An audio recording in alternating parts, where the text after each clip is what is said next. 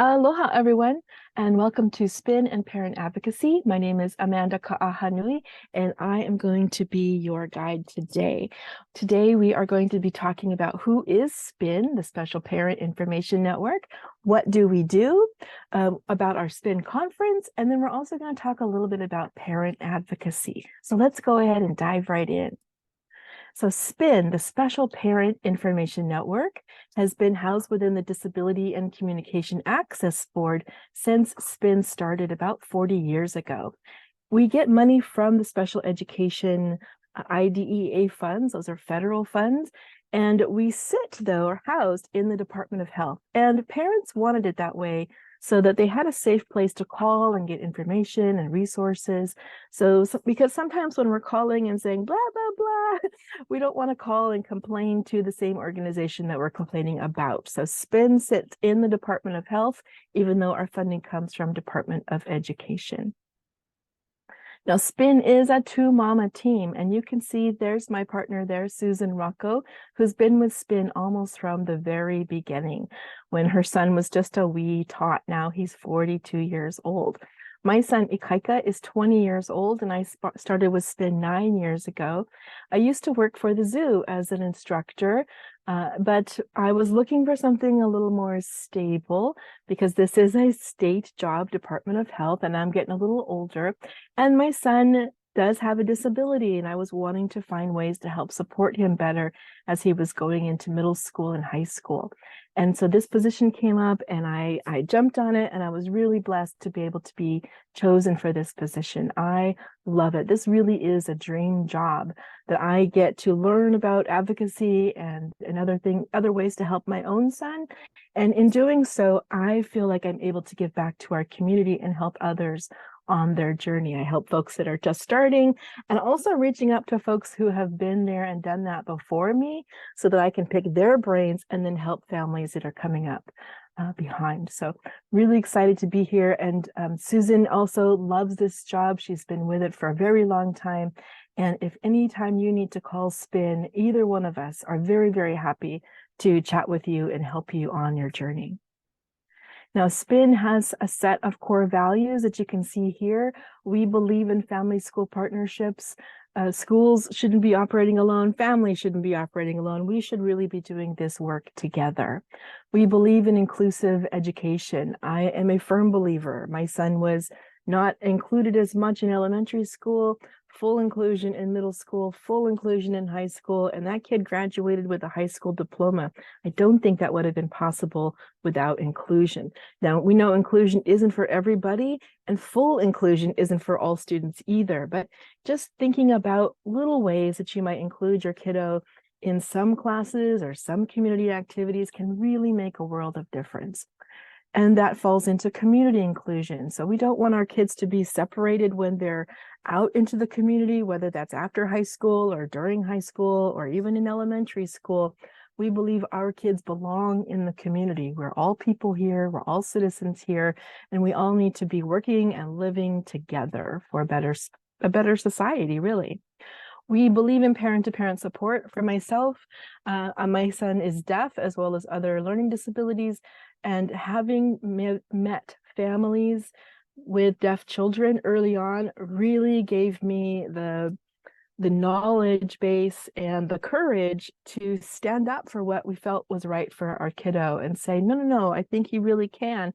And it was because of meeting other families. And that's why parent-to-parent is so important for us here at SPIN, to reach out to families who just need that encouragement, that need that shoulder, that need that hand, and then also reaching up again to families that have been there and picking their brain. So parent to parent, if you can connect with another parent group, a support group, someone at your school, someone outside your school, it's really important and really a valuable skill that we will bring with us as we journey on this path with our kiddos.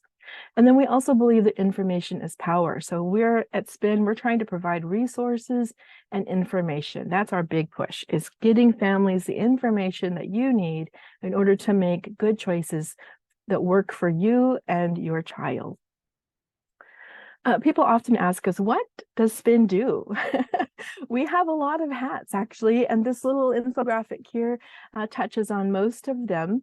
And our first little box here, we see we do a spin conference. That's a big activity that keeps us busy year round. We're either planning or having or just finishing up the spin conference. This year it's going to be on April the 6th, and it's going to be at the UH Manoa campus. And we're going to talk a little bit more about that in a few slides.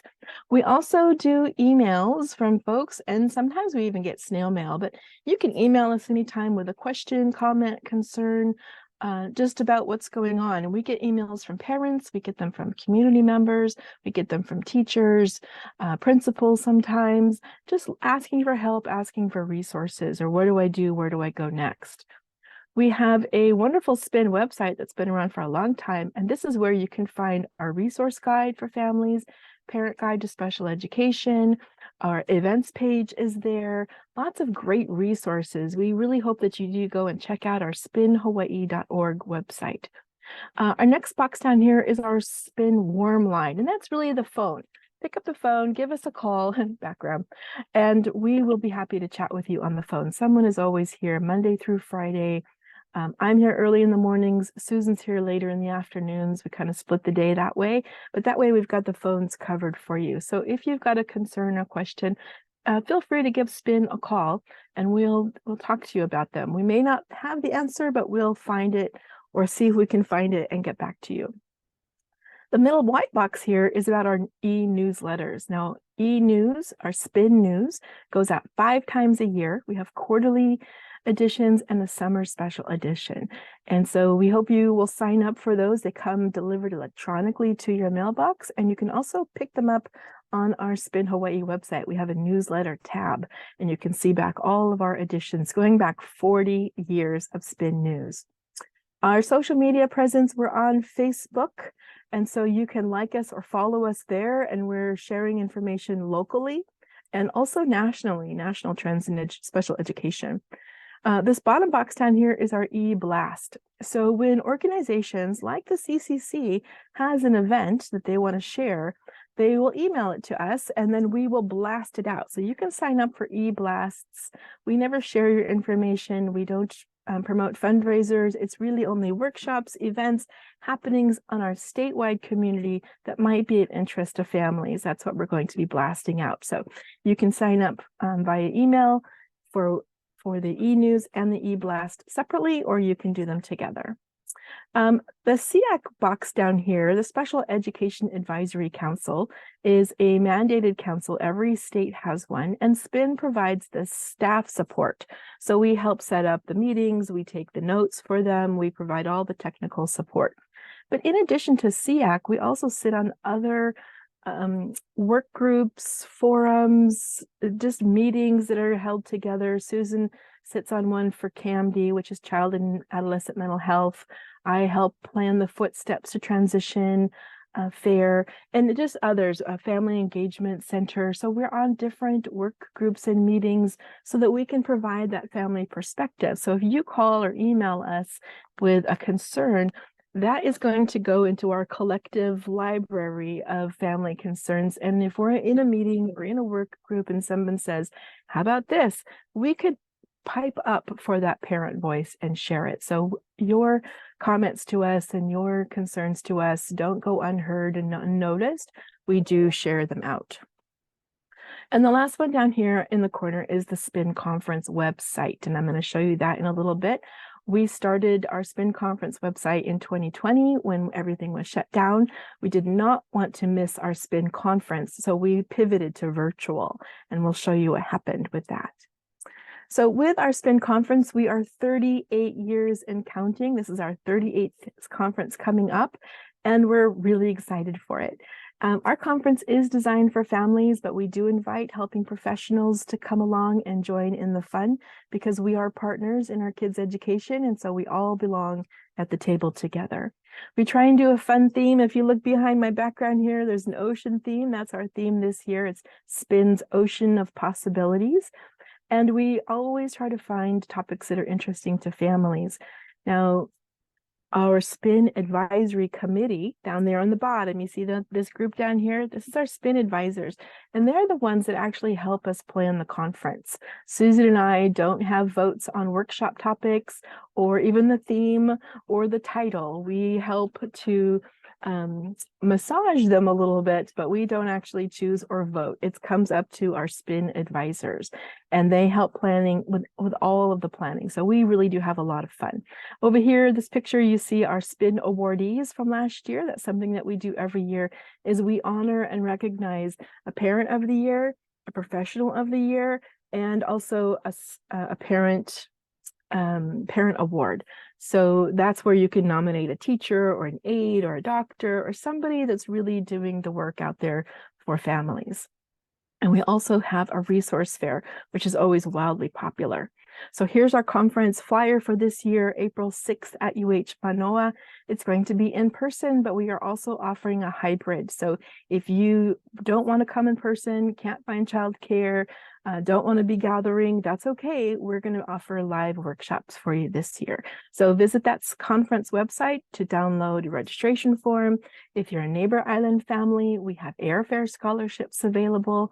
And folks like the CCC will also offer some scholarships for registration. So if you find that it's still a hardship to come to the SPIN conference, reach out to your local CCC office or go to a meeting and they can get you connected to a scholarship. For our social media, our Facebook, please, this is what it looks like. So you know you're in the right spot if you come to this one. So please like us and follow us and stay up to tune on what's happening locally and nationally. Here is our SPIN website. This is the SPIN Hawaii. And we've got a new special education 101 that we're still working on here. So we invite you to come and provide feedback. What information is it that you need as a parent? And we'll try to get that information up for you. But this parent guide here is very helpful to families. This talks about all of our Chapter 60 guidelines and the rules for special education in Hawaii. The community resources, if you're looking for something in the community, our newsletter tab is here. We do a lot of infographics. SPIN loves infographics. So if you're looking for something and more information about something, check that page out. And then we also have an events calendar here. So if somebody's doing something, then we'll add it to our calendar as long as they let us know about it. Our second website is our SPIN conference website. And this is where you're going to be able to register. So right here, it says 2024 conference, registration forms, airfare scholarship. If you want to have a table, if you're an organization that supports families and children, you can have a table at our resource fair. And also the awards nomination form is there. So if you see someone in the community doing good work or a parent that's doing good work, nominate them for award and we'd be happy to recognize them. You can also find our workshop videos. So one of the best things for us about 2020 and pivoting to a virtual conference is we got to record all of those workshops. So it wasn't a come or miss it. It's like come, we'll record it, and now you can watch them anytime. So we've got great workshops there on autism, ADHD, parent partnerships, inclusion, just all kinds of stuff. So please do visit it. Check out the yellow button here for all of the workshop recordings, or you can actually go through and look year by year. So we've got the, if you go year by year, you'll actually see the slides and maybe other additional handouts too. All right, so that's a little bit about SPIN. We hope that you do give us a call. You can look us up online. Google finds us really easily, or reach out to your CCC for a number. We're also on the back of your the document that you get at your IEP meeting. So we're around, and if you need trouble finding us, just reach out to your CCC office. They can direct you. Before we go today, though, we wanted to talk a little bit about advocacy, because you as a parent are the best expert for your child and you are the best advocate for your child. But advocacy takes practice. It's not something that some of us have innately in us. We have to learn it, we have to grow it, and it just takes a little time sometimes. So we're just going to give you some quick tips from understood.org, which is a great website. We didn't create these, but we definitely want to support the themes of them and help families know what their steps are. All right, so the first one here is knowing what advocacy means, and really it just means to speak up and say something. If you don't say something, the teachers at school aren't going to know that you're worried or have a concern about it. So just say something. That is the first step to advocacy. I think something might be wrong. I think that my kid might be falling behind. I'm concerned about my son's reading ability as opposed to his peers who seem to be moving right along. So just a simple little I'm concerned about, I'm worried about, that's your first step in advocacy, just being able to speak up that you have a concern. And we want you to know it's okay to speak up. Sometimes families feel like, oh, it's not my place. That's what the teacher does. Oh, it's not my place. That's what someone else does. But really, it is your place. You're the child's parent or guardian or caregiver. You know them the best, and you know what might work for them or not work for them. So it's okay for you to speak up. And remember that one of SPIN's core values is partnership. And so we can't expect the teachers to do it all. We can't expect teachers to expect parents to do it all. We have to come together and work as partners to raise our children. It really does take that village. And when you have a concern, speaking up and knowing it's okay for you to do that, you have permission to speak up for your child.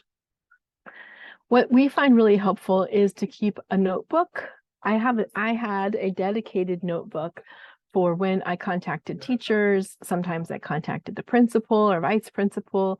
If I reached out to the speech language pathologist or anyone else, even if I talked to SPIN, when my son was little, I'd be calling SPIN. Hey, Susan, I've got this question. And if she didn't know, she'd get back to me and I'd write it in my book so that I could refer back to it. Like, oh, I spoke to Susan at SPIN and here's the resource that she gave me. I could share that with my IEP team. I could share it with other family members. Keeping a notebook also helps you to record who you talked to, when you did, and if there's follow-up, because life is busy and crazy. And if teacher says, I'm going to get back to you in a week with that, 3 weeks might go by before I actually remember I was supposed to hear back from the teacher. And teachers are busy too, and they forget. So it's helpful to keep reminders for yourself so that you can follow up and say, hey, we were supposed to connect a couple weeks ago. I completely forgot. Can we set a date to reconvene and get together again? It's just a helpful tool.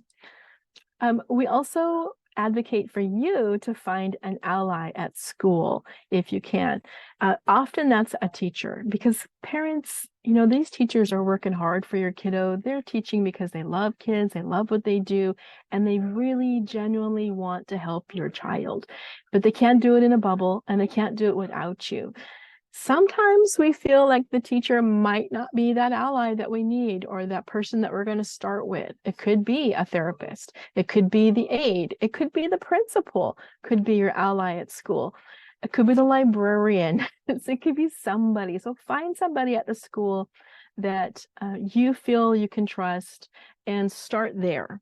And then maybe they can help you make connections with the teacher or work with the principal. But find that person that is going to listen with their heart and help you move your issues along. Number 5 here is ask as many questions as you need to, but do it in a nice way. If you go to a meeting and say, why aren't you teaching my kid to read? You're going to put that teacher in a very defensive, arms crossed mood, and they're not going to be open to new suggestions because you've already attacked them. If teachers say, why aren't you doing the homework with your kids at home? I get defensive and my arms get crossed and say, I'm busy and I've got other things. So we can't be in a place of partnership when we are blaming one another. So ask those questions, but think about your framing on how you might do that. So you can see that second paragraph says, like, my child seems to be struggling and every time there's math homework he cries. Is that typical? Just reframing or rephrasing questions to say, I'm worried about my kid, this is what I see, and then asking maybe for their opinion or what they're seeing as well. Now we're working together towards one goal in helping my kiddo, and the teachers helping as well.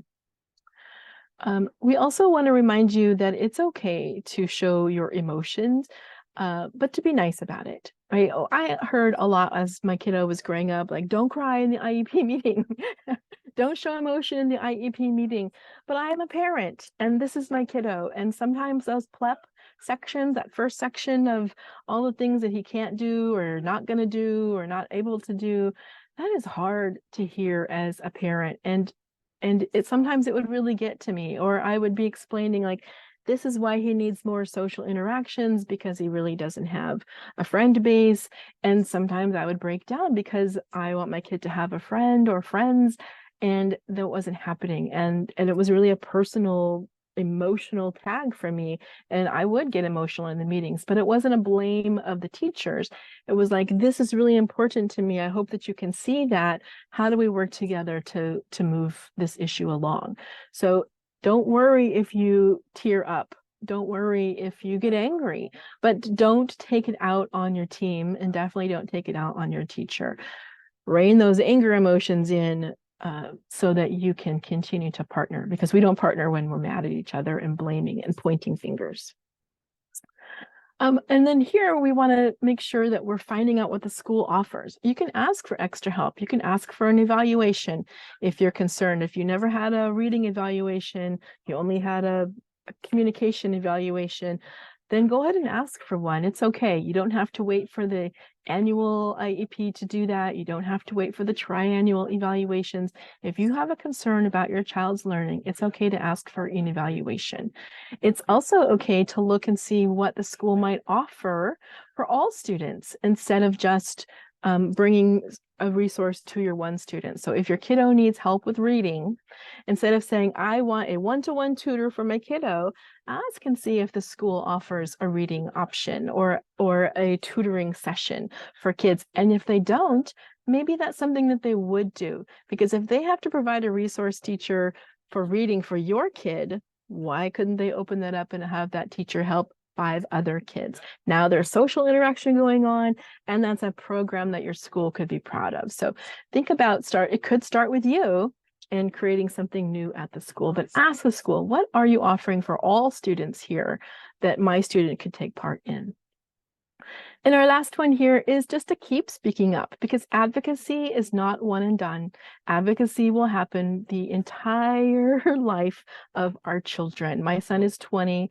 We are still advocating for him in the community, at school. He's going to community college for DVR when he's trying to work. So we're always advocating for him. We're always thinking about how to help support him and move him along in his life. So just know that advocacy isn't going to stop while your kids are in school, and know that it's okay for you to continue to speak up, but do it with respect to your team, and do it with a mindset of partnership and doing this work together. Okay, so we just want to remind you, if you have concerns about your child's IEP, or just want to talk story, or need help finding a resource in the community, give SPIN a call or send us an email, and we'll be happy to try and point you in the right direction. We don't do direct advocacy. We can't come to an IEP meeting, but we know who can, and we're happy to give you that information. We want to remind you to sign up for eBlast and our e-news for SPIN so that you can be up to date with what's happening in our community.